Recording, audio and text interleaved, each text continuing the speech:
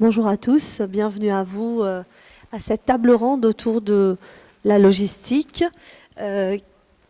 qui est le prémisse de la conférence CITEM, le symposium international sur la translogistique, le transit et l'entreposage des marchandises, qui aura lieu ici même le 29 de ce mois-ci. Nous allons donc, autour de cette table ronde, commencer à discuter les thématiques qui seront traitées lors de ce CITEM, qui parlera essentiellement de transformation digitale et de l'apport des startups dans cette nouvelle vision qui est la logistique aujourd'hui à l'ère du digital. Voilà. Donc, autour de cette table ronde, nous aurons avec nous Karim Bark, qui est expert en digital, qu'on ne présente plus. Ben oui, qu'on ne présente plus, qui est l'initiateur de la conférence Algérie 2.0, qui est aujourd'hui un événement incontournable pour parler de transformation digitale, et qui est depuis peu, et on a le plaisir de le partager avec vous en avant-première, qui est président d'une commission du GAN, qui est le groupement algérien des acteurs du numérique, et il est président de la commission Start-up et écosystème. Start-up.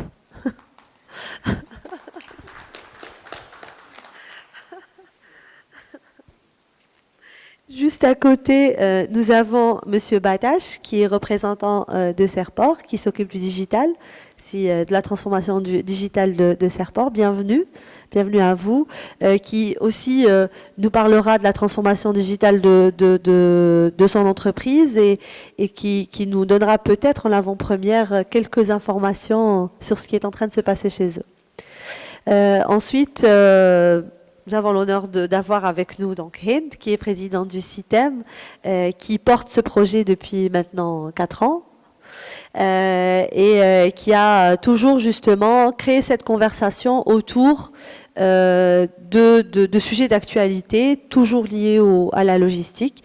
Bienvenue à toi, Hind. Et maintenant, un autre Ben Ghanem, donc Rassim Ben Ghanem, qui est lui expert en export, qui a mené beaucoup de projets autour de la valorisation des entreprises algériennes à l'international et plus spécifiquement vers l'Afrique. Donc bienvenue à toi, Rassim. Tu nous diras un peu ce qu'il faut faire pour qu'on soit plus compétitif. Et pour finir, notre expert économiste, Dr Preur, merci d'être avec nous.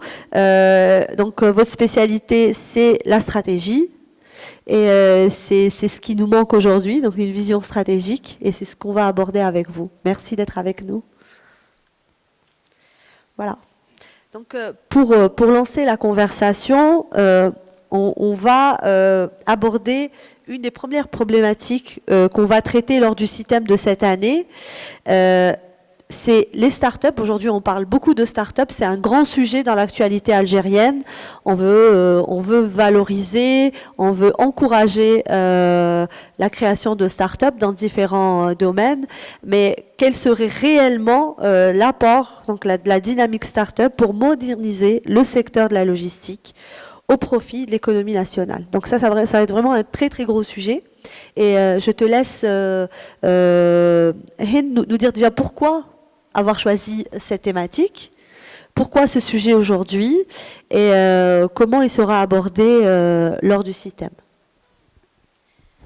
Messieurs, dames, bonjour. Je vous remercie déjà pour votre présence, Yatekom Saha, pour votre précieux temps, pour cette matinée que vous nous accordez, parce qu'au fait, on a besoin de vous pour communiquer une information qui est la tenue donc de la 4e édition du symposium CITEM, le symposium international sur la translogistique, le transit et l'entreposage des marchandises.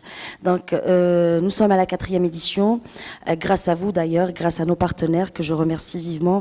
Je tiens vraiment à les saluer parce qu'au fait, sans leur apport, sans leur contribution, il n'y aurait jamais eu de 4e édition. Cette année, nous allons parler de tout ce qui est digital, puisque lors de chaque édition, nous essayons d'épouser une actualité économique. Nous avons, lors de la première édition, parlé donc de la sensibilisation donc des opérateurs économiques à l'importance de la logistique. Lors de la deuxième, nous avons parlé du produit algérien et comment le placer succès sur les marchés, notamment africains. La 3e édition, nous avons parlé de l'adhésion de l'Algérie à l'initiative chinoise, donc Route de la soie. Et cette année, nous allons parler donc du digital et de l'apport des start-up à l'économie algérienne, à la logistique, mais aussi à l'économie. Pourquoi cette thématique ? Déjà, c'est une ambition qui est ressentie depuis quelques années. Nous n'avons plus de temps à perdre pour soigner notre économie, pour s'inscrire dans une dynamique de mondialisation.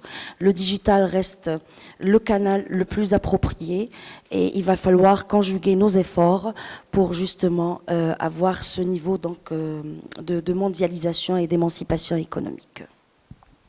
Parfait, parfait.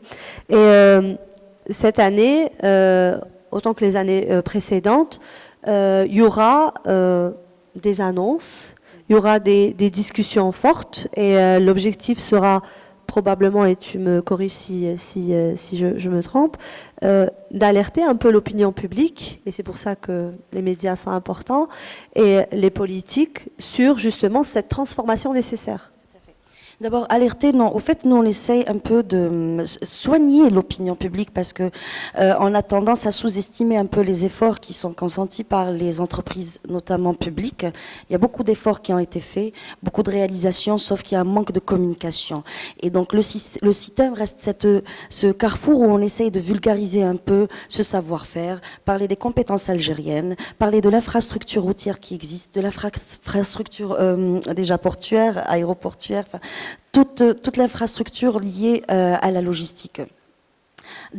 Vulgariser aussi le mouvement des startups. Pourquoi ? Parce que on a aussi des compétences algériennes et souvent de grandes entreprises font appel à des internationaux pour des solutions de même qualité qui existent en Algérie.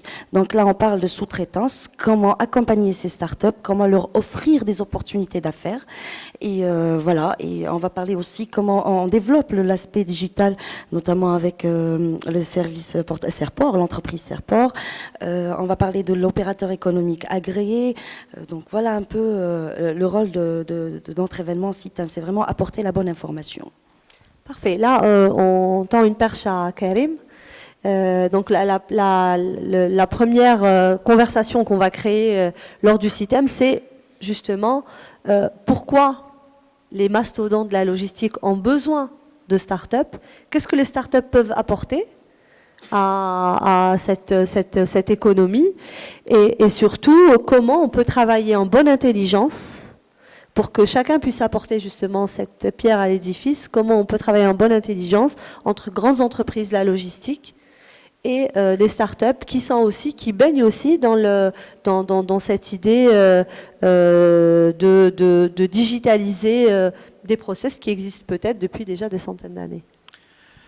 En fait, déjà, merci de m'avoir invité pour cette conférence. C'est un honneur pour être ici.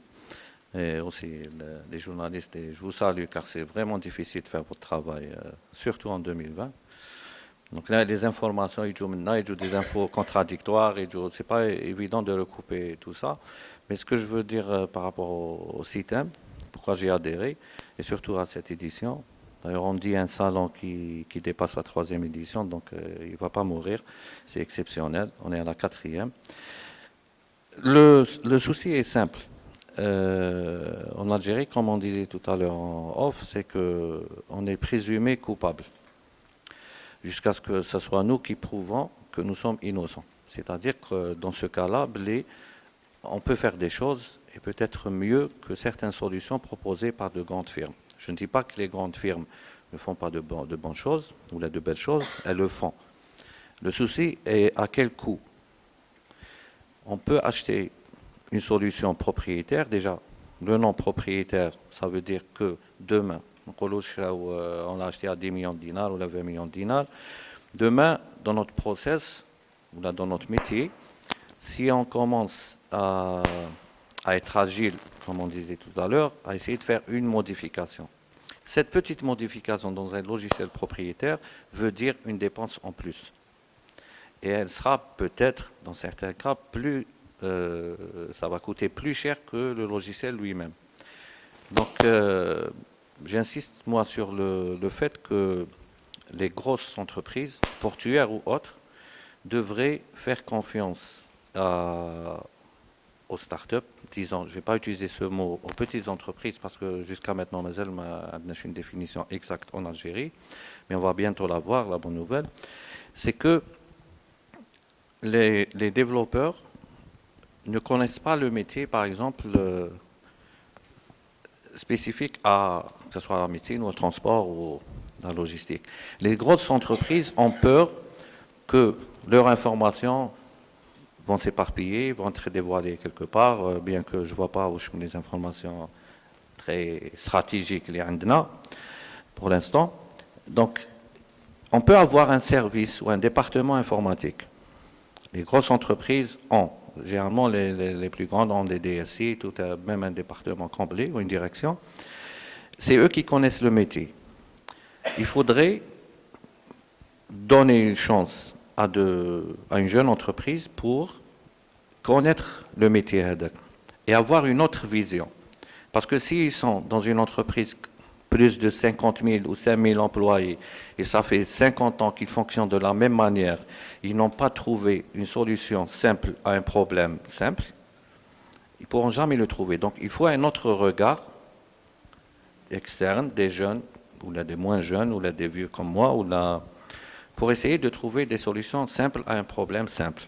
Donc, les grosses entreprises auront toujours la même mise sur l'information, la confidentialité, parce que, qu'on le veuille ou non, la solution doit être hébergée chez vous, par exemple. Mais le prestataire qui fait ça peut être externe, vous pouvez le former. Je parle à lui parce que c'est le plus proche. Voilà, le logisticien, il est dans une grande entreprise. Vous pouvez les former, leur expliquer vos problématiques et aussi, à tout moment, suivant un contrat avec eux de maintenance ou autre, ajouter un article, Louine, à tout moment durant les 5 ans, vous pouvez payer une petite somme et ajouter une fonctionnalité. D'accord?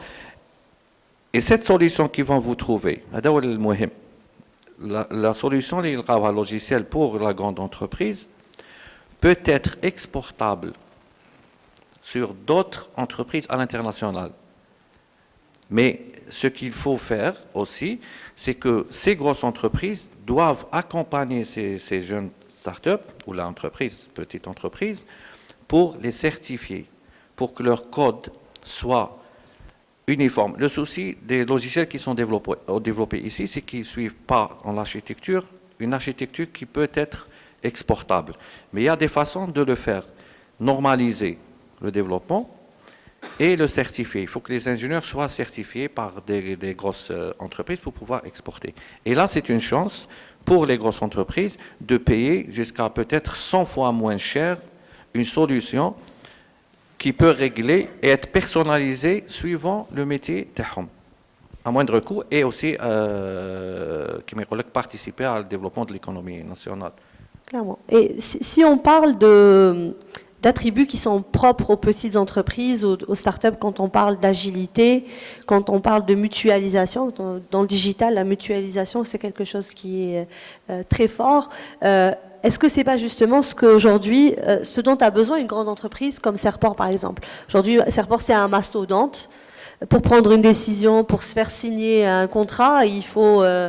allez, on va dire 3 mois, alors que dans une petite PME, pour acquérir un matériel, pour développer des solutions, surtout quand c'est quelqu'un de passionné qui est derrière, il va peut-être travailler nuit et jour pour développer la solution adéquate.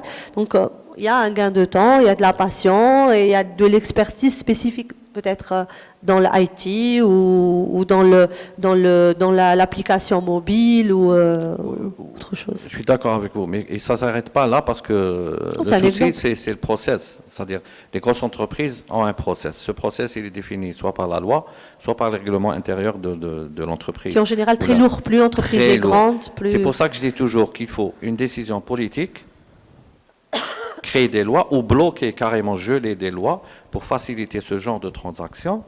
Et ensuite, حاسبني خليني نخدم ما عجبتكش خدمتي خلاص عجبتك خدمتي خلصتي et ça va être un exemple. Donc si Serport prend la décision.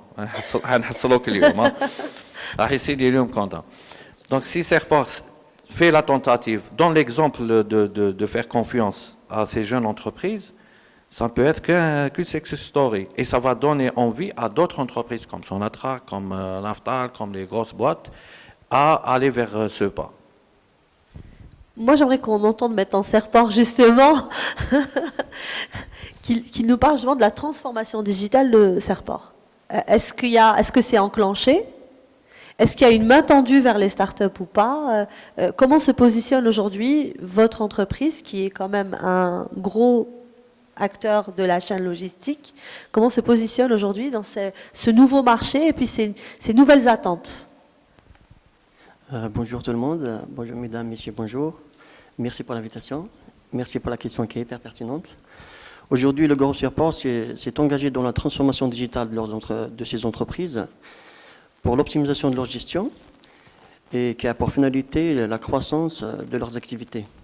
Cette réflexion s'articule sur 3 points, qui est meilleure vision de la relation client, les échanges commerciaux et surtout, quand on parle d'informatique, la gestion de l'information. Vous savez, aujourd'hui, avec l'automatisation des processus métiers par la digitalisation, il y a un objectif principal qui est la fluidification des passages portuaires, qui va générer des gains importants en termes de temps et surtout en termes de coûts, au profit de l'ensemble des acteurs de la communauté portuaire. La communauté portuaire, consignataire, transitaire, douane, etc. Voilà. Je pense que... Tout à fait. La connectivité sur l'ensemble des acteurs portuaires par la mise en place des plateformes de communication pour la gestion de la marchandise et l'automatisation de l'ensemble des processus métiers intégrant de la logistique portuaire. Je pense que Serpor a enclenché de grands changements et vous ne voulez pas tout nous dire aujourd'hui, c'est ça? Vous nous gardez la suite pour le 29. Tout à fait, tout à fait. Le groupe Serpor aujourd'hui s'est engagé dans un grand projet de digitalisation qu'on va aborder lors du symposium, Inch'Allah. On va donner les chiffres, etc., les objectifs de ces derniers. Très bien, très bien. Alors il y a Rassim qui voulait absolument intervenir et rajouter un petit quelque chose autour de ce sujet. Je voulais juste rebondir sur ce qu'a dit Karim Mbarek par rapport aux problématiques ou aux problèmes auxquels sont confrontées les grandes entreprises. Généralement, c'est des grandes entreprises qui sont spécialisées dans des métiers donnés.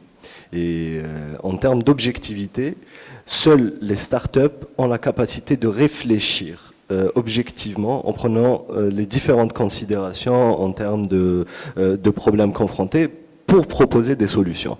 Les grandes entreprises n'ont pas déjà suffisamment de ressources humaines ni suffisamment de temps pour se poser afin de solutionner ces problèmes.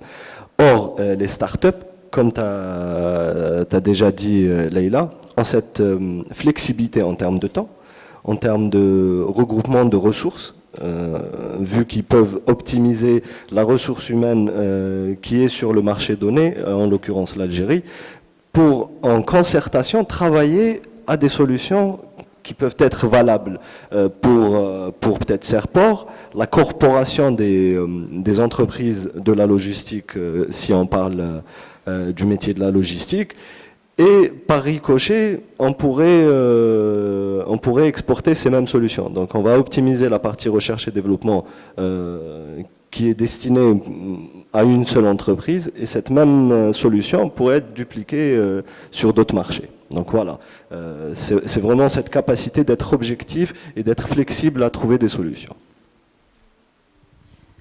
Donc en résumé, il faut une vraie vision, donc c'est un vrai changement qu'on va devoir opérer au niveau des grandes entreprises. Donc il faut une nouvelle stratégie. Voilà, c'est là que j'allais à la transition, exactement, je suis en train de préparer ma transition. Donc il faut une vision, mais il faut aussi une vraie stratégie de main tendue vers ce changement. Et c'est là que je vous donne la parole. Merci.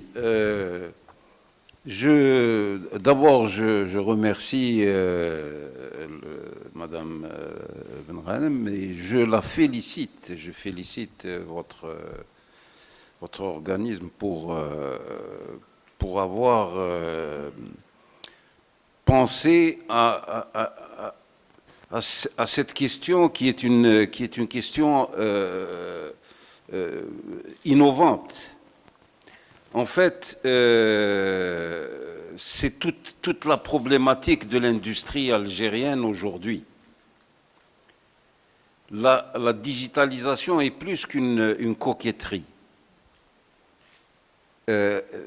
Et le management de la supply chain, de la chaîne d'approvisionnement, est aujourd'hui au cœur de l'avantage concurrentiel. Que vous fabriquiez un séchoir, une automobile ou des conserves de tomates, le problème se pose, est-ce que vos produits sont de qualité et de prix qui vont convaincre le consommateur par rapport aux produits concurrents. Et nous sommes dans un monde globalisé où les frontières n'existent plus. Vous le voyez avec la télévision, la télécommande, la géographie, elle est dans la télécommande. Et en fait, un produit, c'est un système d'offres, c'est un concept d'abord, concevoir le produit. Ensuite, c'est toute une chaîne de sous-traitants qui vient pour... il y a un core business, il y a le métier de base, et il y a toute cette chaîne de sous-traitants que vous allez mobiliser pour réaliser le produit. Et il y a au bout de la chaîne de valeur, il y a le marché, le fichier client. Et en fait, auparavant, les choses se faisaient lentement et dans un marché national que vous maîtrisiez. Aujourd'hui, vous pouvez soumissionner pour être sous-traitant dans un projet, sur un produit en Australie. Tout comme une entreprise australienne peut sous-traiter et remporter un marché pour fabriquer des composants d'un produit ici. Donc la digitalisation, on est passé des magasiniers et des documents papier, etc., au clic de souris, et maintenant c'est les logiciels qui se parlent tout seuls. C'est des softwares qui communiquent et qui passent les commandes et parce qu'il y a une accélération du changement, il y a une complexification du changement, et puis il y a l'entreprise, comme vous l'avez si bien dit, doit être agile, doit être flexible, doit s'adapter, doit adapter son offre, c'est-à-dire que les économies d'échelle, donc fabriquer de grandes quantités. Aujourd'hui, le consommateur est infidèle, il change de produit, il change de marque, il change et donc il faut être en mesure à chaque fois de s'adapter. Et donc la supply chain aujourd'hui a changé complètement. Les fabricants stockent chez leurs fournisseurs. La Golf, quand vous la payez, les fauteuils, 5 minutes avant, enfin j'exagère, 5 minutes avant leur montage, c'est just on time. Volkswagen achète les fauteuils, les essuie-glaces, les phares, elle les achète 5 minutes avant leur montage sur la voiture. Donc tout ça, ce n'est même plus des clics de souris, c'est des logiciels qui communiquent avec l'intelligence artificielle, etc. Donc nos startups sont mobilisées à fond, hein, et nos entreprises doivent regarder différemment leur production, leur concept produit, et raisonner en termes de supply chain et digitaliser cette supply chain. Ce qui fait que j'ai adhéré à cet événement parce que je l'ai trouvé, j'exagère peut-être le mot, mais je l'ai trouvé révolutionnaire. Hein. Et c'est pour ça que je vous félicite à nouveau. Merci. Merci.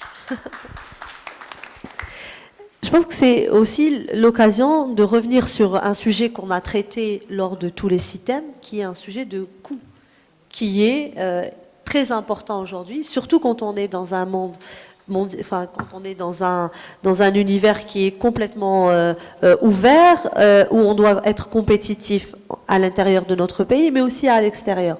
Donc, je te laisse justement parler de cette problématique de coût qui est, à mon avis, solvable grâce à la digitalisation. Tout à fait. Alors, au fait, ça c'est très connu et on en parle à chaque fois. Quand les coûts de la logistique à l'international n'excèdent pas les 15%, en Algérie, nous sommes autour de 35% de coûts logistiques. C'est-à-dire que nous payons tout ce que nous consommons à peu près 15% de plus cher. Et là, c'est vous et moi qui accusons ce surcoût, parce qu'au fait, le producteur, il intègre ça, le coût tao, la marge tao, mais c'est le consommateur final qui cautionne le coût. Bon, il faut remédier à ce problème parce que cette crise, on la ressent quand l'épicier du coin vous dit que son chiffre a baissé. C'est-à-dire, c'est alarmant, il est dramatique de nos jours que vous me passez l'expression le pisserie, comme on dit, celui chez qui on achète le lait, chez qui on achète. Il faut que je ne fais plus le même chiffre que l'année passée.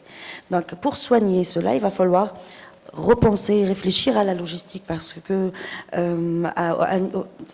au niveau de tous les maillons de cette chaîne, que ce soit la logistique ou même le SCM, parce qu'il y a toujours confusion entre chaîne logistique et d'approvisionnement, donc à tous ces maillons, il va falloir corriger ces lacunes.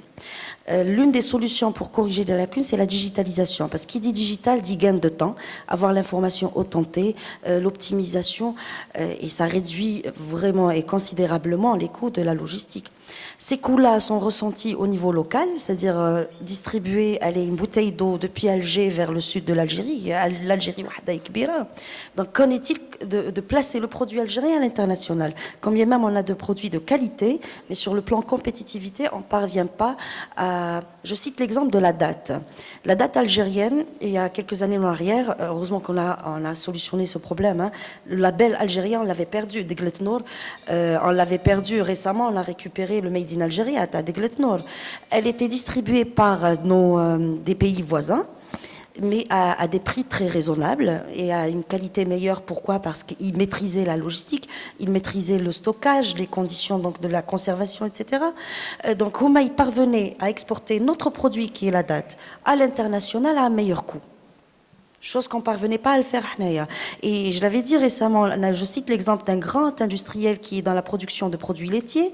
Il parlait de son pot de yaourt qui coûtait très cher au transport qu'à la production. C'est beaucoup plus cher à son transport qu'à sa production. C'est-à-dire, les problèmes à Domekem, il va falloir leur trouver des solutions. Et c'est en conjuguant les efforts de tous les opérateurs qu'on peut arriver donc, à optimiser ces coûts donc, de production, de logistique, de transport, etc. Parfait, c'est une super introduction pour Rassim. On parle beaucoup d'attractivité. Je peux prendre la parole 30 secondes. Oui. C'est juste pour donner un exemple vivant à nos journalistes. Est-ce que Fioscom qu'elle est déjà soit au dernier projet même un petit livre, ou là il a déjà fait un livre. Même pas projet. Si. Voilà. Quel un ami à moi, il a écrit un livre sur la blockchain. Il l'a vendu, il le vend sur Amazon. Le problème de les livres, par exemple, même en parlant de logistique, quand on imprime des milliers d'exemplaires, les intempéries, l'humidité, un livre, il تلقاه les pages متلاصقين ou un truc comme ça. Amazon, qu'est-ce qu'il a fait? نهار تجي la commande, زعما تدخل sur Amazon, تشري الكتاب, il coûte $30 واقع. تشري الكتاب غير تكليكي الكتاب يبدا يتامبريما un exemplaire.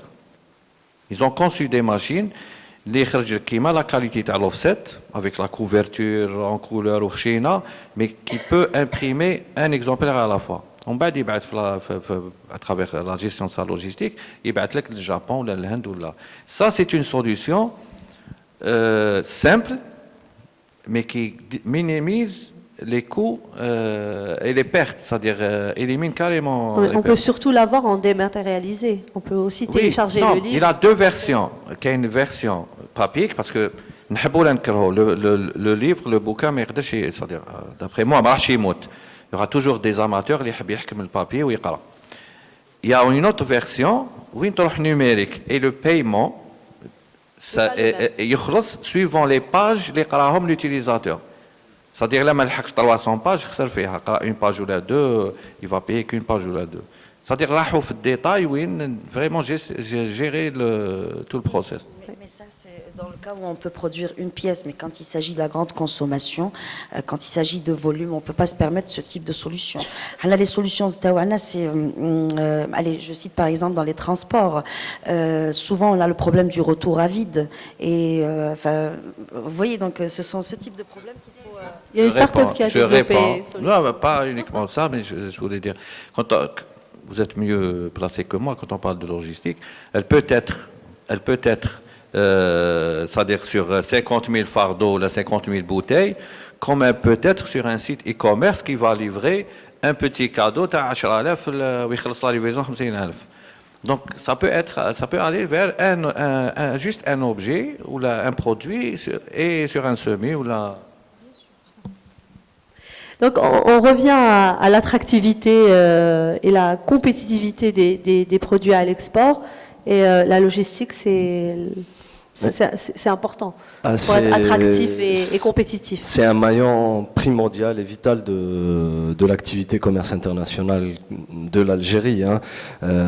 Actuellement, ce qu'il faut savoir, c'est que l'activité logistique, que ce soit des ports, des aéroports ou du transport terrestre, est devenu, enfin le plan de charge est devenu plus fort que la taille humaine. Donc la capacité de gestion est supra-humaine. Et pour pouvoir gérer ce secteur-là et ces services pour permettre l'exportation de nos produits à l'international, il faudrait moderniser nos structures et même notre comportement dans la gestion. Donc tout le management doit être revu. Et ce management, sa modernisation dépend absolument de la digitalisation de nos pratiques. Hein, que ce soit modernisation pour fluidifier les flux, les passages, que ce soit la gestion du tracking des marchandises. En fait, quand on est sur de l'export, on doit être par moment sur flux tendu, mais il faudrait absolument qu'on maîtrise nos délais de livraison et d'acheminement. Et comme on le sait, c'est des engagements contractuels. Si on n'arrive pas à maîtriser cette capacité à livrer dans les temps, on devient perdant, donc on risque des pénalités à payer à nos clients. Et sur un autre volet, notre compétitivité dépend de notre capacité à maîtriser les coûts. L'Algérie, ce qu'il faut savoir, c'est qu'on est aussi exportateur de matières premières. Et il y a certaines matières premières dont évidemment les coûts de la matière première sont moins chers que le coût du transport. Et ce coût du transport ne peut pas être fixe, il est maîtrisable. Donc on a cette capacité à réduire considérablement ces coûts de transport, évidemment en lançant des réflexions, en essayant de réfléchir à comment régler ou solutionner ces surcoûts de transport. Cela se fera inévitablement via des acteurs dans le digital. Donc un bassin de jeunes pousses qui ont cette capacité à réfléchir à notre place, à comment apporter des solutions pour moderniser, pour faciliter aux entreprises leur manière d'acheminer, de procéder au transport de leurs biens et services. Et je pense que effectivement le CITEM reste une plateforme extraordinaire pour réfléchir ensemble, hein, parce que c'est une problématique qui doit être abordée en concert avec les producteurs industriels et les acteurs des infrastructures portuaires, aéroportuaires et autres. Et évidemment, un point primordial, hein, je dirais majeur, cette volonté politique à soutenir ces acteurs-là pour être plus performants. Et je pense qu'on est bien parti. Hein, je pense qu'on est bien parti pour cela. On espère de tout cœur.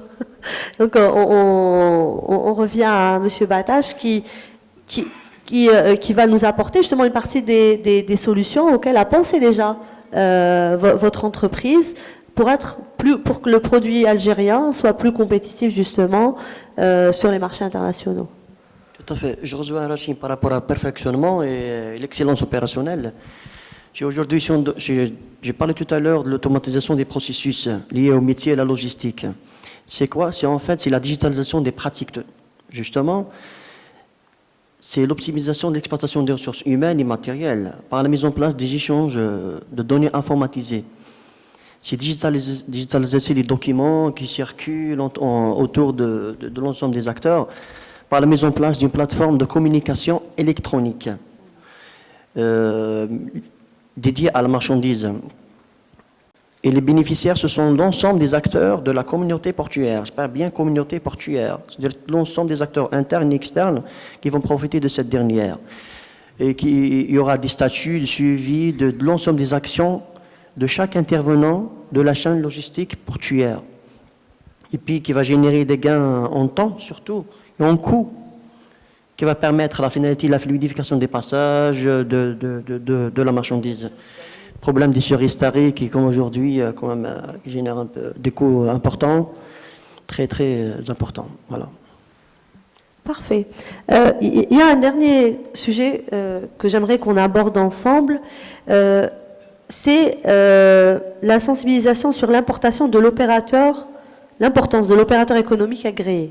Donc c'est un sujet d'actualité, on en parle beaucoup aujourd'hui dans les médias et on aimerait avoir votre éclairage. On commence par toi, Hind. Très bien. Alors, nous, on récolte des données, enfin, des témoignages des participants des différentes éditions du symposium. On a eu l'occasion de rencontrer des opérateurs qui font 100% de leur chiffre d'affaires à l'export et qui le font de manière très facile, très simple, grâce justement à cet opérateur économique agréé.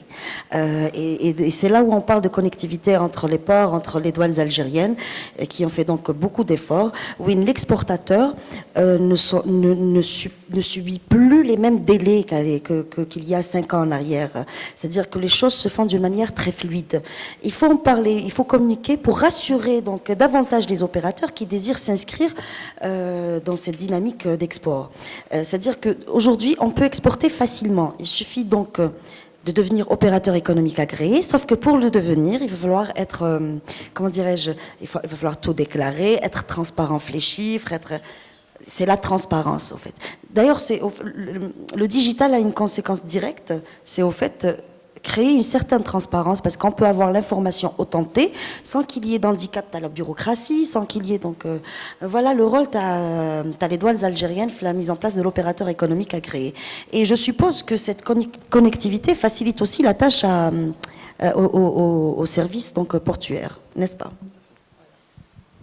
Cette connectivité entre les systèmes des douanes et les systèmes des entreprises portuaires facilite justement la tâche, parce que là, si on revient à la question tout à l'heure, c'est l'automatisation des processus et la dématérialisation des pratiques. L'ensemble des documents qui circulent, les personnes qui circulent, les déplacements, les chaînes, trouver la personne ou pas, le temps surtout. Et, par exemple, si je viens après 17 heures, je trouve personne, etc. Mais avec la mise en place des solutions, c'est du numérique. C'est du numérique. Donc la disponibilité, elle est à temps plein. Ouais. Je veux juste intervenir par rapport à l'OEA. Là, on a vraiment un exemple concret d'un problème qui se pose et qui solutionne d'autres problèmes. Ce qu'il faut savoir, c'est qu'à l'origine, l'OEA, donc l'agrément des opérateurs économiques à demain, a été créé par les États-Unis suite aux attentats du 11 septembre. Donc, à l'époque, les États-Unis devaient être sûrs de toutes les marchandises ou embarcations qui devaient être transportées déjà par avion dans le monde, et on a dû jalonner ça par des agréments. Donc, et à un moment donné, on l'a impacté sur des entreprises au départ importatrices en Algérie, vu que le volume des importations était énorme, et pour éviter cette congestion de nos ports à l'époque, il fallait créer un couloir vert. Ce couloir vert devait être accordé à des entreprises qui demandent un agrément. On va essayer de voir leurs états financiers, qui n'ont pas de dette envers l'État, et leur faciliter la sortie de leurs marchandises des ports directement vers leurs unités, et qu'on fasse des vérifications a posteriori de l'opération d'importation. Et on avait réfléchi sur le fait qu'on pouvait faire appliquer ce régime-là à l'export. Donc au départ, c'était un problème sécuritaire qui est devenu une solution pour la fluidité des biens et services. Donc il faudrait peut-être raisonner comment on pourrait, pour une solution à un problème, qu'on pourrait impacter sur réellement un fonctionnement global de certaines opérations ou d'activités. Donc juste pour dire que voilà, on peut avoir un problème et être solutionné avec différentes manières. J'aimerais avoir l'avis de Dr Pror sur cette nouvelle vision, cette stratégie de fluidification des processus. C'est-à-dire que là, c'est une urgence, c'est l'adaptation au changement. Les lourdeurs bureaucratiques qui sont celles de notre pays et qui sont confondues avec des missions régaliennes de l'État, etc., n'ont plus leur place aujourd'hui. Il s'agit, maintenant c'est des machines, c'est des logiciels qui parlent avec des logiciels. Et donc, il faut, je pense que des rencontres comme celle-ci apportent ouvrent des pistes, ouvrent des voies.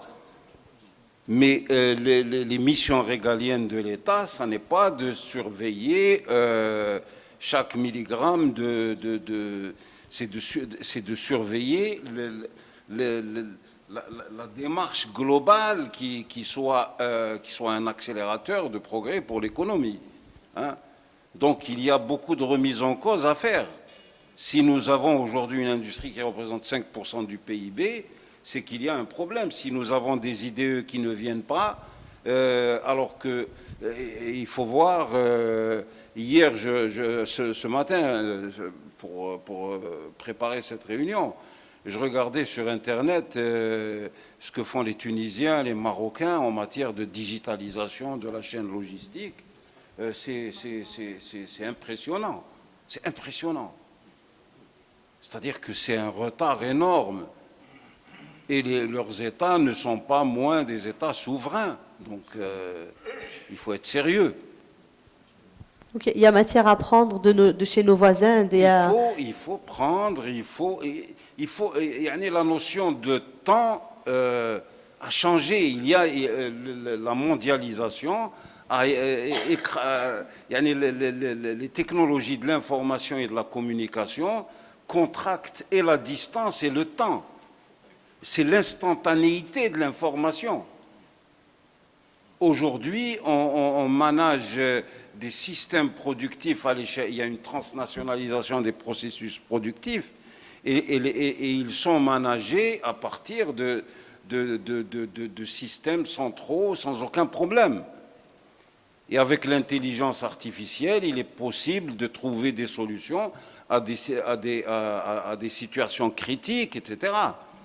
Donc il n'est pas possible qu'une chaîne logistique s'arrête. Alors, je parlais la dernière fois au téléphone, là je suis un peu terre à terre, mais quand je vois en matière de logistique des semi-remorques, t'as Saïda, t'as Lma, à Hassim Saoud, quand je me dis qu'est-ce qu'ils fabriquent là, ces semi-remorques, c'est pas possible. Ils viennent de Saïda jusqu'à Hassim Saoud, ou de Ifri jusqu'à Hassim Saoud, et ensuite ils remontent. Quand on était plus jeune, il y a des pôles, et ensuite il y a une redistribution par petite flotte, etc., et une optimisation avec des modèles de recherche opérationnelle, etc. Si je peux sauter on en est où là? C'est pas possible. Sur ce que vous avez dit, vous avez parlé d'intelligence artificielle. Oui. Et là, comme la 4e édition est spécialement dédiée c'est-à-dire il y a un volet sur tout ce qui est digitalisation. Nous avons un problème aussi qu'il faut traiter, je pense, au système, c'est le monopole de l'information. C'est-à-dire il y a des entreprises, ou par exemple les ports, ou je ne sais pas, ils bloquent toute information qui pourrait aider, même chez Thomas, c'est-à-dire... c'est des chouïa. Donc, imaginons, moi j'avais vu l'application d'une start-up qui avait eu accès à une base de données sur l'état des malades. C'est-à-dire, par exemple, une opération, le fait un hôpital chez tel médecin. Où des milliers de personnes se soignent aussi dans d'autres hôpitaux, avec d'autres médecins. Seulement là-bas chez nous, l'information, elle est libre. C'est-à-dire c'est de l'open data, nous pouvons l'utiliser. Nous, en tant qu'individu, وحدنا واش راح ندير بهذه الانفورماسيون؟ نعرف فلان بلي يحكم لا غريب ولا ليلى بلا غريب اليوم ماشي كورونا ما تخافوش. Ça me sert à rien. Mais qui te met à une start-up? Qu'est-ce qu'elle a fait cette start-up? Elle a récolté toute cette base de données en utilisant l'intelligence artificielle. نتابع الشر يحكمك كاش حاجه تكونسلتي l'application تقول لك في tel hôpital chez tel médecin vous avez 97% de chances que l'intervention تاعك elle réussisse. bon نحو حنايا on est des Algériens نحو قدرة عربي والمكتوب والآجل وكذا نساوها كوتي مي يقول لك عندك 97% كان تروح لهذا لوبيتال وشي هذا الميدسان. À l'origine l'information elle est banale mais quand on sait l'utiliser ou qu'on a beaucoup de dans l'intelligence artificielle il faut beaucoup de données, beaucoup de répétitions.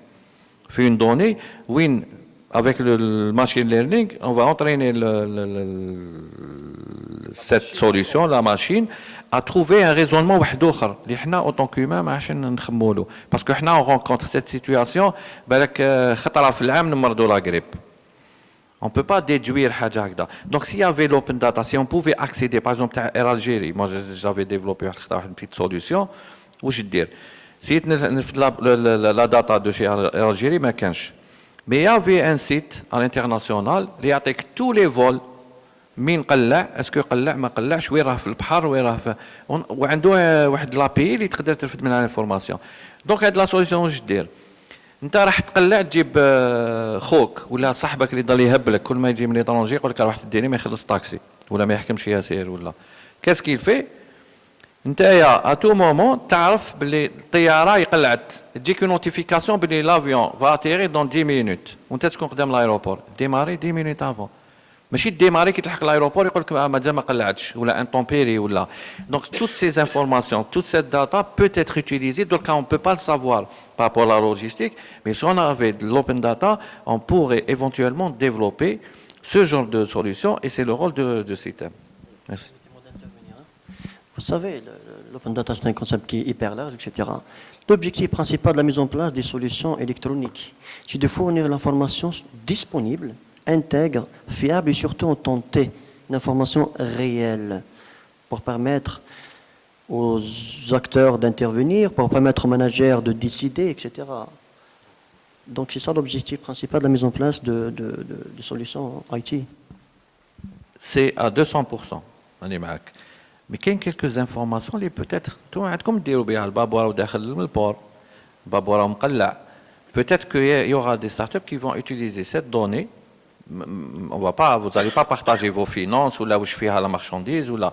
Juste, bon, c'est un exemple là. Ça peut, concernant les voyageurs ou là. Et pourquoi on parle de ça, c'est que le système est ouvert à toute cette optique pour trouver des solutions réelles aux problèmes réels. Mais si ça, une rencontre juste باش نتلاقاو ونفطروا ونقصروا et tout. Parce qu'il y a beaucoup de types d'informations, parce qu'il y a des informations ciblées, des informations dédiées aux clients, des informations dédiées au grand public, des informations dédiées aux armateurs, etc. Parce que diffuser une information, il faut savoir pourquoi diffuser cette information. Diffuser pour la diffuser ou diffuser pour qu'elle soit exploitée. Voilà. Merci. En fait, moi, je tiens à rappeler le CITEM reste cette plateforme de rencontre où nous essayons de réunir les opérateurs de différents secteurs d'activité. La magie de cette rencontre, quand on voit que nous avons par exemple parmi nous des opérateurs des assurances et réassurances, c'est bon aussi de divulguer qu'ils ont aussi leur programme et leurs solutions de digitalisation, donc de la solution assurance. Nous avons parmi nous aussi les banques, l'infrastructure routière, enfin les grands chantiers de la... Moi, je salue d'ailleurs les grands chantiers de l'Algérie, parce que quand on voit ce patrimoine infrastructure dont jouit notre pays, nous n'avons rien à envier à ce qui se fait ailleurs à l'international. Il va falloir juste exploiter de manière intelligente ce patrimoine et cette richesse. Et d'ailleurs, nous avons des opérateurs qui sont là présents parmi nous. Monsieur Chakron, je vous remercie, et ainsi que toute votre équipe. Voilà, donc moi je salue ces efforts parce que je vous assure que d'autres pays, notamment en Afrique, n'ont pas la chance que nous avons. En termes de route, en termes de... L'Algérie est immense. Quand on voit la transsaharienne déjà, qui est censée donner une naissance à une transafricaine, les routes, la Mauritanie, il y a le bitume, au-delà donc des frontières algériennes, on ne peut même pas accéder donc aux capitales. Ça, c'est une chance qu'il va falloir exploiter, et il faut communiquer sur ces efforts. Voilà. Donc, si je résume, donc on a des potentialités. On a donc les infrastructures, on a des jeunes instruits, avec un esprit ouvert. Et maintenant, comment on fait pour connecter tout ça et en sortir grandi avec une vraie stratégie d'économie de coûts, positive pour encourager l'économie. Voilà. Maintenant, j'aimerais, si vous voulez bien, vous faire participer à cette conversation. Donc, si vous avez des questions ou si vous voulez apporter de nouveaux éclairages, ben, c'est ouvert. Donc, il y a là 1, 2, 3. Salam alaikum. Bon, je ne sais pas si c'est une question ou là, une remarque. C'est que vous avez parlé beaucoup de data, open data. C'est que ce soit les décideurs, le gouvernement ou là les chefs d'entreprise, nous bzaf comme si on parle de je sais pas quoi les data. Je vous donne un exemple, il y a même des secteurs les mghlouqin ala djal zama la souveraineté. Mais après, dedans, une souveraineté, je parle d'Internet par exemple, quelle souveraineté alors que donc il peut le système, il a tout ce qu'il veut.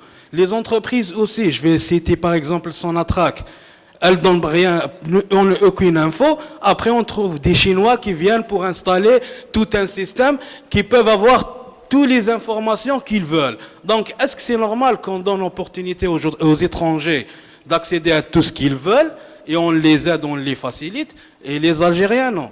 C'est pas normal.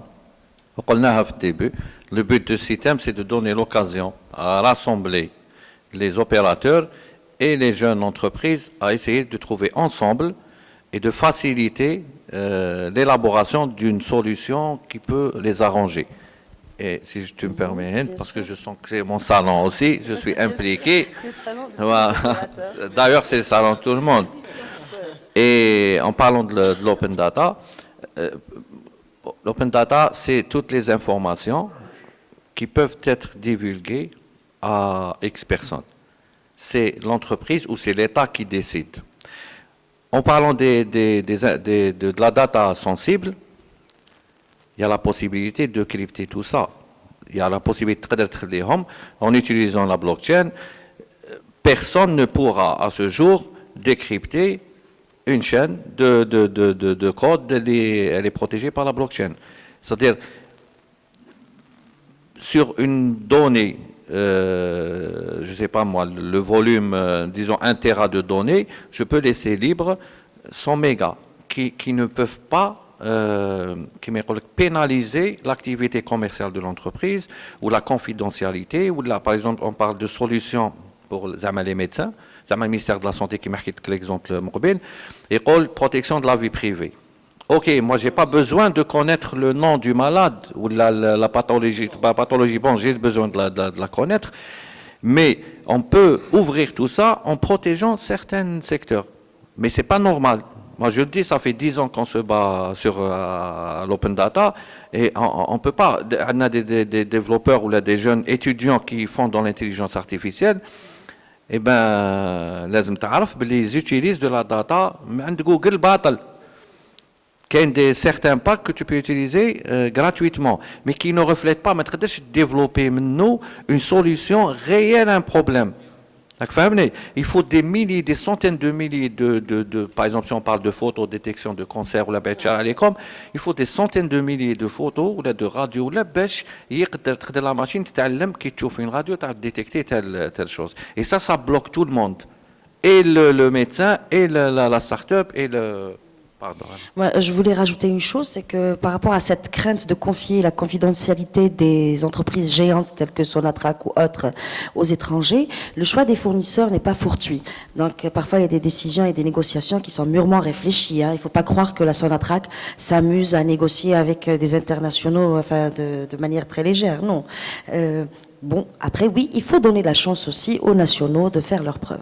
C'est tout. Mais il ne faut pas croire qu'ils... Oui, non. C'est... En fait, excuse-moi. Est-ce que c'est possible d'ouvrir pour un étranger? Pourquoi pas ouvrir pour les Algériens? C'est exactement ce qu'on veut promouvoir. C'est ça. Je crois qu'il fonctionne. Oui. Non, mais il a parfaitement raison dans le sens où les grandes entreprises nationales peuvent émettre des pitchs. C'est-à-dire qu'ils ont des problèmes réels auxquels ils sont confrontés, ils peuvent organiser des appels, que ce soit des consultations ou des appels d'offres nationaux. Si ces derniers sont infructueux, on n'arrive pas à trouver la matière qu'il faut pour pouvoir solutionner leurs problèmes, on fait appel à des internationaux. Nous avions une intervention. Merci. En fait, j'ai bien suivi, les discussions étaient énormément riches pour nous en tant qu'opérateurs économiques publics. Et là, il faut regarder les choses en face. Donc, il y a un état des lieux des systèmes d'entreprise algériennes. On a parlé donc de la stratégie. Moi, à mon sens, avant de parler donc de la stratégie donc qui est recherchée à travers vraiment une cohérence de toutes les politiques donc qui sont en démembrement d'une stratégie réelle donc de l'entreprise et de quoi va vraiment faire l'entreprise de demain, je pense où se trouve actuellement le système d'entreprise algérien par rapport à l'intelligence artificielle qui existait pratiquement depuis 50 ans, et où se trouve maintenant le système d'entreprise algérien donc dans l'ère de la digitalisation qui existe depuis 10 ans. Je dirais que avant de parler de la stratégie opérationnelle de la chose, dire comment que l'entreprise algérienne, publique ou privée, surtout publique, je le souligne, comment qu'elle va vraiment capter donc cette richesse donc de start-up. Ce n'est pas évident. Ce n'est pas du tout évident, je vous le dis, parce que l'entreprise algérienne, dans son contexte, elle a toujours un réflexe de l'appropriation carrément d'un système digitalisé, ou carrément donc de l'ancien système donc qui n'était pas digitalisé, un système donc qui puise donc ses richesses dans l'intelligence artificielle. C'est toujours l'appropriation, et donc cette méfiance qui est traduite maintenant par je dirais, même l'entreprise algérienne, elle devient quelque part frileuse, frileuse donc pour capter donc un œil externe qui n'est pas entre guillemets, qui n'est pas très stable par rapport donc à son activité peut-être stratégique, peut-être peu stratégique, ou bien carrément une sous-traitance vers une activité stratégique. Donc ce n'est pas de la facilité que cette entreprise publique qui a été toujours présente depuis 50 ans, 60 ans, elle existe, et de passer carrément à un acte de sous-traitance d'une activité de telle pour vraiment donner l'œil externe, de savoir ce qu'elle est en train de faire cette entreprise à travers un système donc, qui a intériorisé la valeur de l'intelligence artificielle et qui est en amélioration continue. J'adhère complètement, donc c'est Kamel, vous avez dit que on fait appel donc carrément aux concepteurs et aux prestataires donc d'un système qui est digitalisé, et lorsqu'il y a une amélioration au cours du chemin, on fait appel, ça nous coûte énormément cher.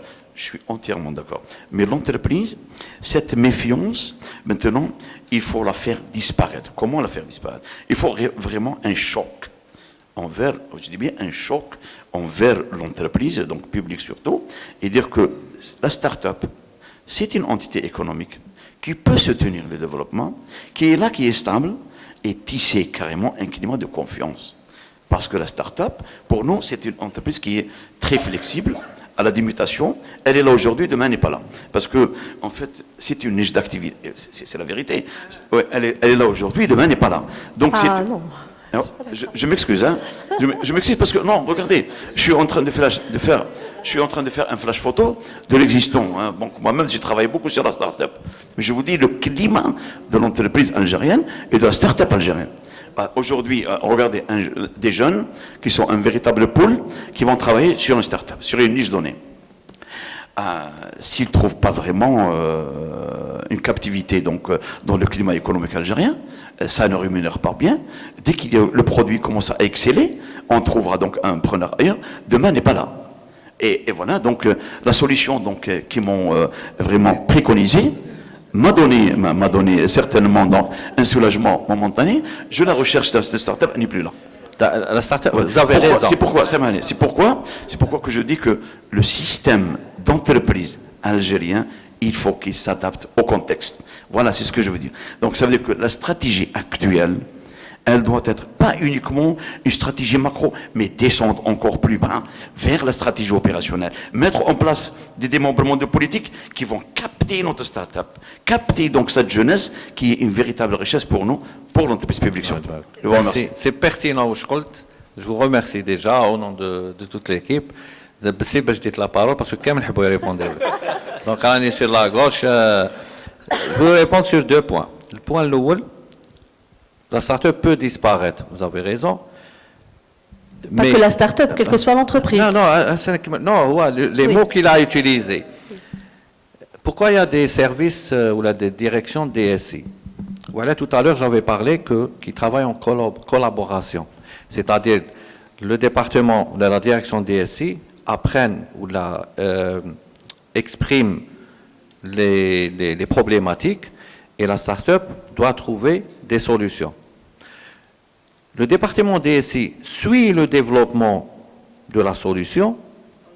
Il faut qu'il soit argumenté, il faut qu'il soit développé dans une façon normalisée, que même si cette start-up disparaît, le département informatique ou la direction informatique peut à tout moment intervenir, parce que ça ne veut pas dire qu'ils ne sont pas compétents. La start-up est là pour imaginer une nouvelle vision sur une solution qui n'est pas, auquel l'entreprise n'a pas réfléchi. Pour la start-up, elle disparaît. Ce service, ce département, cette direction informatique, qu'est-ce qu'elle fait? À tout moment, elle peut intervenir et modifier, parce qu'ils l'ont développé ensemble. C'est l'expertise de cette start-up combinée à l'expertise métier de cette entreprise. Donc, ça doit être développé ensemble et n'importe quelle start-up ou un informaticien peut intervenir. Dans le code, on peut, à tout moment, quand il est bien fait, à tout moment savoir cette fonction, elle fait quoi? Elle est reliée à telle ou telle chose. La deuxième partie de la première réponse, c'est que dans l'esprit de start-up, il a son véritable problème, c'est de trouver des marchés. Oui, il faut qu'elle soit scalable. Donc, il interdit là une chance et de prouver ses compétences. Elle ne peut pas couler parce qu'elle va attaquer les mêmes entreprises qui font votre même métier et éventuellement vous pouvez être actionnaire et créer un département JDID ou une filiale JDID de développement comme l'a fait, je pense, Société Générale, pour revendre votre solution aux entreprises à l'international qui ont le même souci. D'accord? La deuxième partie. Non,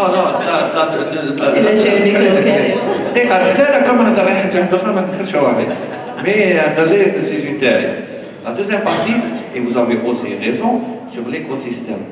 Il faut créer un écosystème. L'écosystème n'existe pas.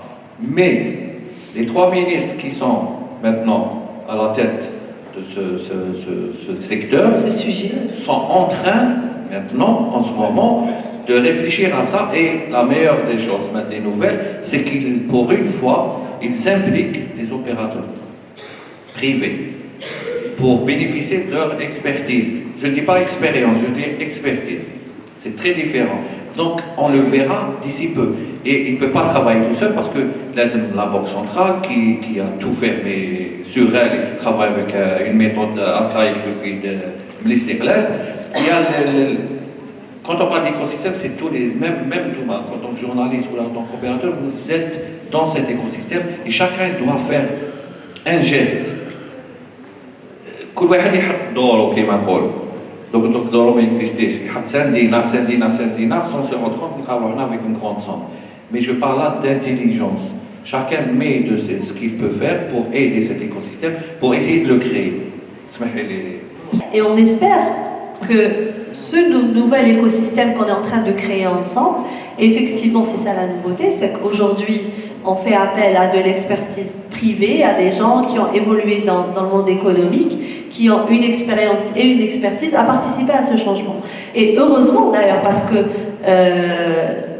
pour créer cet écosystème positif, pour que ces startups deviennent scalables, parce que c'est le propre de la startup, qu'elles grandissent très très vite et que très très vite elles puissent approcher un marché de plus en plus grand. C'est-à-dire qu'ils travaillent avec vous aujourd'hui et ce que disait Karim est extrêmement pertinent. Ils vont apprendre de leur expérience avec vous et la solution qu'ils vont développer, non seulement elle va fonctionner avec d'autres opérateurs du même métier, mais l'innovation va faire qu'elle va fonctionner pour d'autres entreprises qui ne sont pas dans le même métier mais qui utilisent le même essence technique.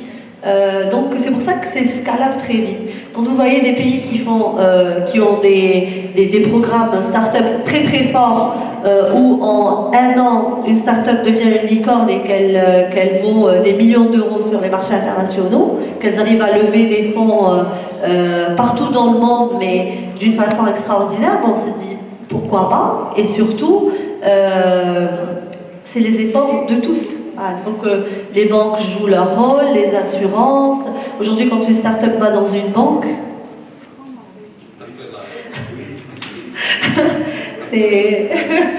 c'est limite si on vous dit mais واش تسحق ما عندكش 5 bilans, même le système bancaire, il va falloir qu'il soit justement revu pour qu'il soit adapté à le fait qu'on ne puisse pas faire de levée de fonds. En Algérie aujourd'hui c'est très compliqué, le statut de business angel n'existe pas vraiment. Enfin, il y a tellement de choses à revoir pour que l'écosystème soit aujourd'hui positif pour les startups.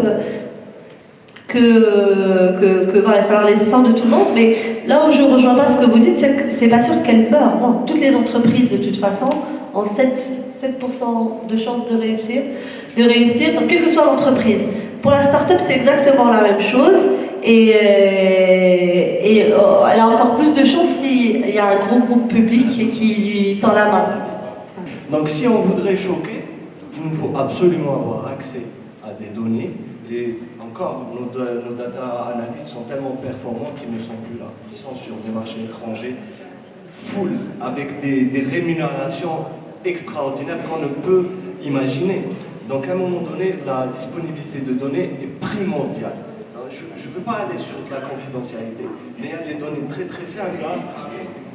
Et encore, il y a des contrats qui protégeraient éventuellement cette partie-là. Mais la donnée est importante pour pouvoir choquer. Pour répondre à ce problème de gaspillage, moi je vais vous donner deux petits exemples où quand on dit numérique, c'est égal non-paper. Déjà, on gagne sur le papier. Imaginez le nombre d'administrations qui font donc un document sur 6 exemplaires, sur 5 départements. Donc là, on économise à petite échelle, vraiment le papier. Oui. Donc pour parler du gaspillage, non, avec le numérique, bien au contraire, nous allons moins gaspiller. Une autre solution, mais vraiment un petit détail qui va vous paraître banal, mais ça parle aussi de gaspillage. Il y a des solutions numériques où les personnes comptent le nombre de calories, donc le nombre de pommes de terre qu'elles doivent consommer par semaine, le nombre de ce morceau de sucre qu'elles doivent consommer, et tout ça, ça optimise aussi les achats, et c'est moins de gaspillage. Donc, à mon humble avis, le numérique va réduire nettement cette facture gaspillage, enfin cette facture... Vous êtes nos journalistes de l'APS, En fait, j'aimerais vous transmettre une petite expérience de deux jeunes Algériens qui ont créé une petite start-up, c'est-à-dire qui a donné une application. En avril dernier, en avril 2019, c'est quoi le principe de cette application? C'est de mettre en connexion les livreurs à travers le territoire national. Comment? C'est-à-dire un semi-remorque qui doit expédier une marchandise sur Annaba ou la Constantine à partir d'Alger. Donc le semi-remorque, quand il revient vide. Donc le coût, par exemple, le coût d'une livraison, il est à 10 000 dinars, puisqu'il revient vide. Par contre, s'il revient avec une autre marchandise, il peut aller avec 5 000 dinars. C'est-à-dire qu'il y a deux opérateurs qui partagent le coût de transport, exactement. Donc ça a permis de réduire les coûts de 30 à 40%. D'après les deux jeunes, c'était quelqu'un qui a fait le polytechnique et l'autre le management. Ils se sont associés pour donner le truc. Par contre, c'est-à-dire au bout de 6 mois, ils ont eu 150 livreurs à travers le territoire national avec une flotte de plus de 2000 semi-remorques qui sont abonnés à leur application. Par contre, lorsqu'ils se sont dirigés vers les entreprises publiques, on revient vers l'entreprise publique et leur ont dit que non, on ne vous connaît pas, le directeur n'est pas là, on ne sait pas qui s'occupe de ce genre de truc. C'est un symposium où on favorise le débat, tel que la séance d'aujourd'hui. Il y a des ateliers pour mettre en avant le savoir-faire donc, de ces startups, et puis il y a les rubriques de networking, c'est justement pour la mise en relation. D'ailleurs, nous sommes une confrérie, confrérie de start-up qui avons lancé donc, ce type de solution, ce que nous avons appelé ubériser donc, le transport de marchandises pour pouvoir minimiser les coûts. Nous-mêmes, quand je dis nous-mêmes, la Earl Hip Hop comme un blog a lancé donc, la solution Velopti qui répond au problème des retours rapides. Nous avons lancé une autre application, ça s'appelle OptiWeft. Cette application qui est en fait une application mobile où on essaye de créer un climat d'affaires digital où les gens s'inscrivent via un registre de commerce, c'est-à-dire si vous avez un registre de commerce, vous pouvez vous inscrire sur cette plateforme. C'est exactement comme le LinkedIn, sauf que la communauté est beaucoup plus restreinte parce qu'en fait la prospection est ciblée et qu'on n'a pas le risque des faux profils. Donc oui, des solutions pareilles existent. Maintenant, il y a, vous savez, toutes les activités, qu'on soit start-up ou pas. Hein? L'adhésion des entreprises publiques à cette démarche. Alors, comme toute autre activité, il y a ce qu'on appelle aussi la force de la prospection commerciale. C'est comment convaincre, vous savez, que ce soit dans les start-up ou une autre activité, il y a la force commerciale, le commercial tag, là c'est vous-même qui partez pour négocier certaines choses, ou vous parvenez à convaincre l'opérateur ou pas. Donc là, il n'y a pas cette discrimination d'entreprise publique envers une entreprise privée, une entreprise jeune ou la start-up. Non, ça dépend aussi de l'aspect commercialisation du produit. Bon, nous, on met donc à la disposition de tous ces opérateurs cette plateforme networking, puisqu'il y a cette rubrique où il y a un échange de cartes de visite, et puis c'est à eux de mettre en valeur leurs compétences commerciales. Mais d'après votre expérience, oui. Est-ce que les entreprises publiques elles sont vraiment ouvertes, c'est-à-dire à ce genre de... Je vous réponds en toute franchise. Oui. Je suis entreprise privée. Je travaille à 90% avec des entreprises publiques que parfois je ne connais ni d'Ève ni d'Adam. Donc je pars pour les prospecter et j'ai des retours favorables. N'est-ce pas? Oui. Voilà. Donc en toute honnêteté. Bien sûr.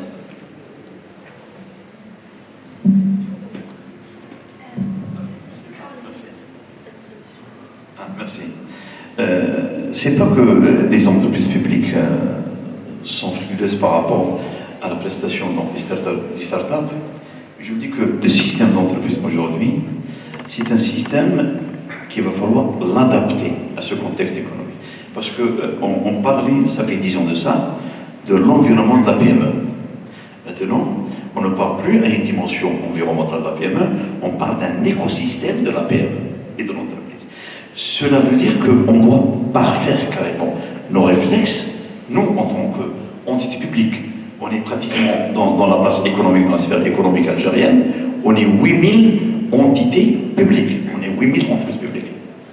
Le chiffre officiel maintenant, c'est 8000 entreprises publiques. Ça veut dire qu'il y a une richesse extraordinaire, il y a de l'expérience, Et il y a très peu d'expertise, c'est la vérité.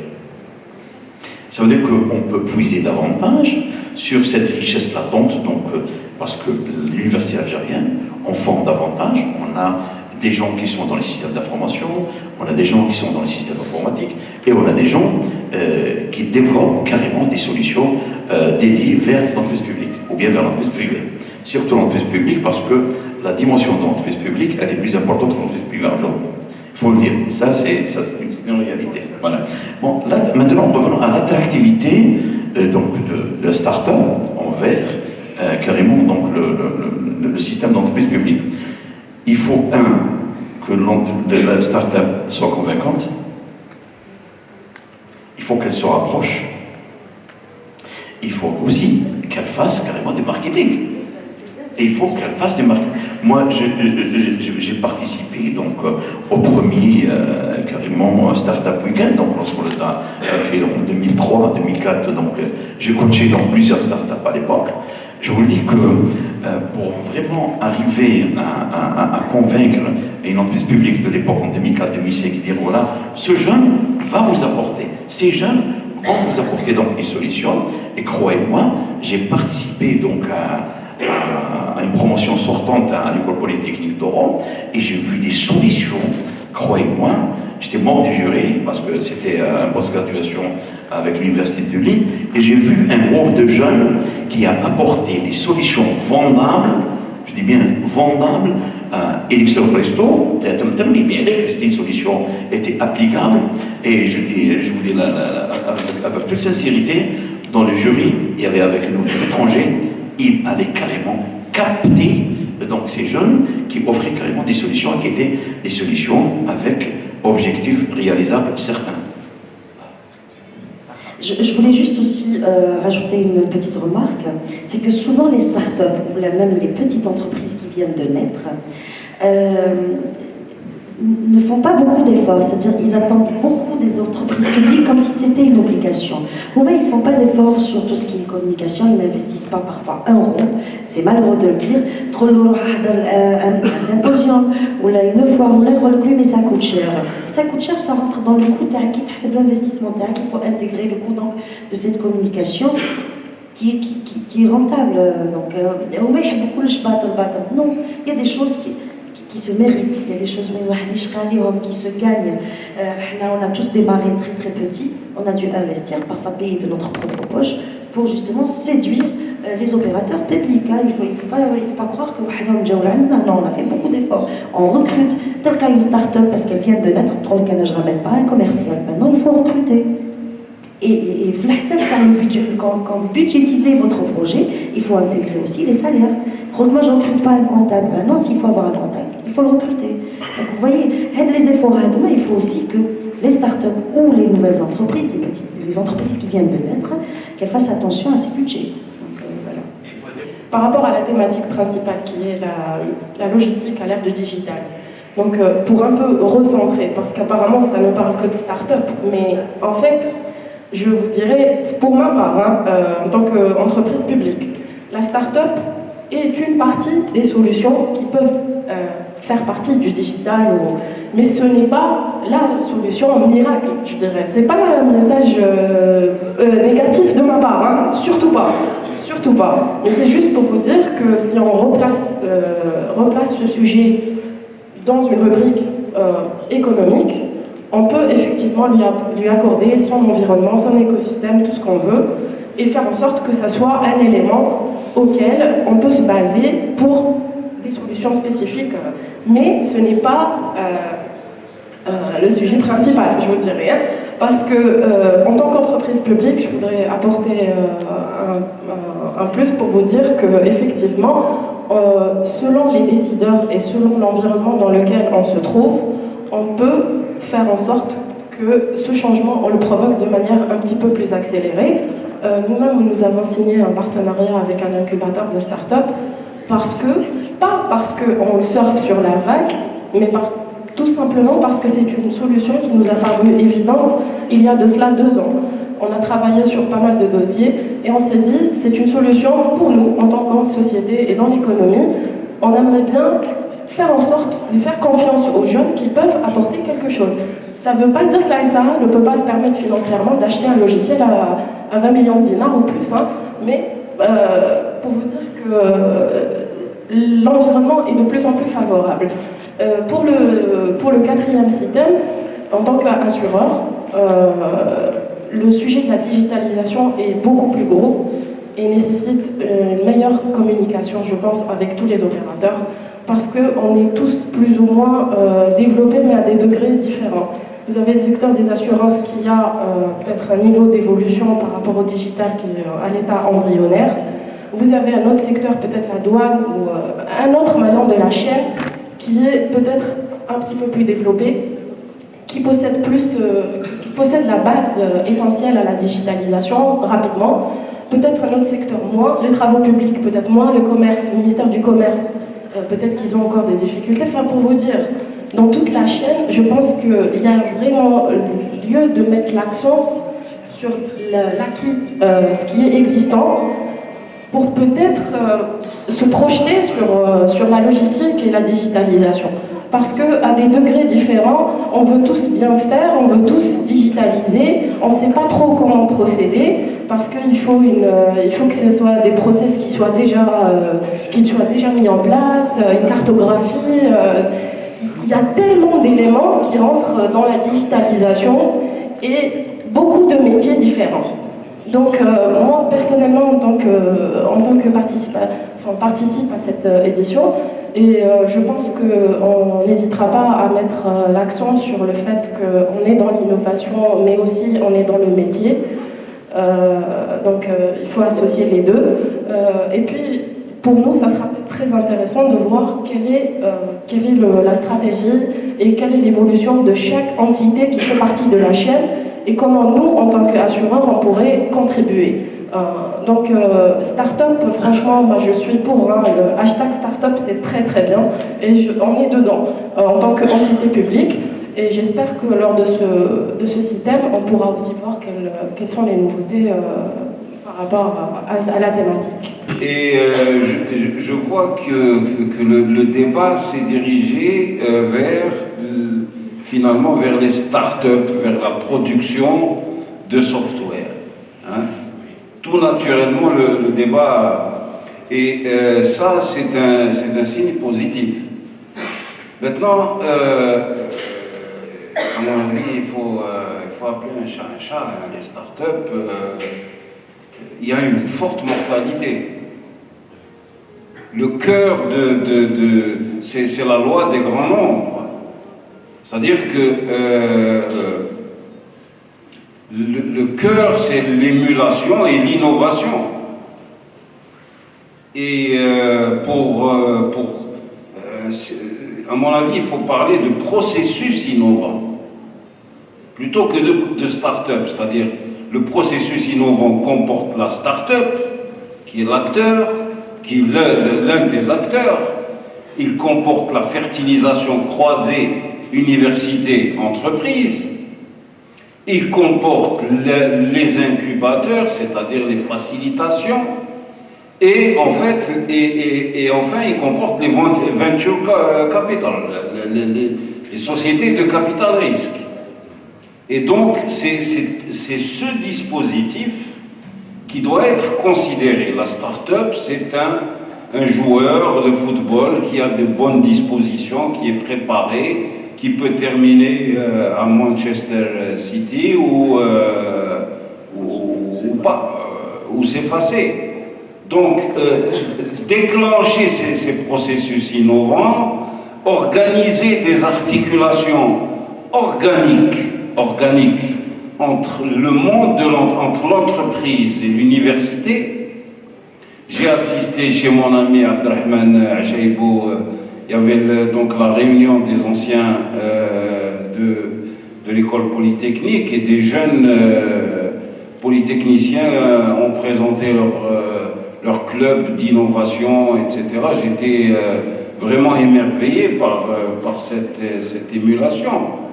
Donc oui, mais parler de processus innovant, hein, et à l'intérieur de ce processus innovant, il en sortira une Microsoft ou une Amazon ou Able, mais sur 100, il en sortira 3.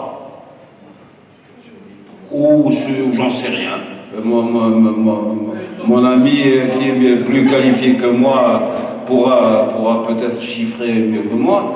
Mais ce que je conclus surtout sur cela, c'est que la digitalisation est plus qu'une coquetterie.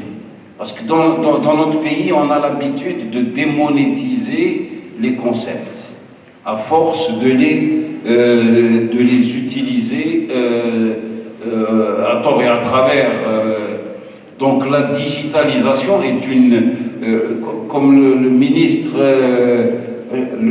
de l'enseignement supérieur, qui n'est plus ministre maintenant, j'ai sauté au plafond quand il a dit l'intelligence artificielle, il faut nous y mettre dès maintenant, dans les meilleurs délais. Avec un langage bureaucratique, dans les meilleurs délais à l'intelligence artificielle. Je me suis dit, ce monsieur, il est dans une autre galaxie. Donc, engager cette dynamique, engager des débats, parce que les débats sont producteurs de sens. Et mettre en relation, et je vous félicite encore, madame, et je félicite toute votre équipe, parmi elles mon étudiant aussi. Merci. Le CITEM, rendez-vous le 29 février 2020. Je serai très heureuse de vous recevoir pour une 4e édition. Le CITEM donc, est l'événement dédié à la logistique, l'économie et l'investissement. Je vous souhaite de faire beaucoup de rencontres d'affaires. L'échange de savoir-faire, on compte beaucoup sur votre expertise. Nous avons des compétences avérées. Il va falloir en parler. Merci beaucoup pour votre présence aujourd'hui et je vous attends donc impatiemment pour le 29 février. Oui, oui, cette édition, il ne faut pas la rater, c'est un 29 février. Voilà, la blague. Oui, voilà. Je vous remercie. Merci infiniment. Merci à tous.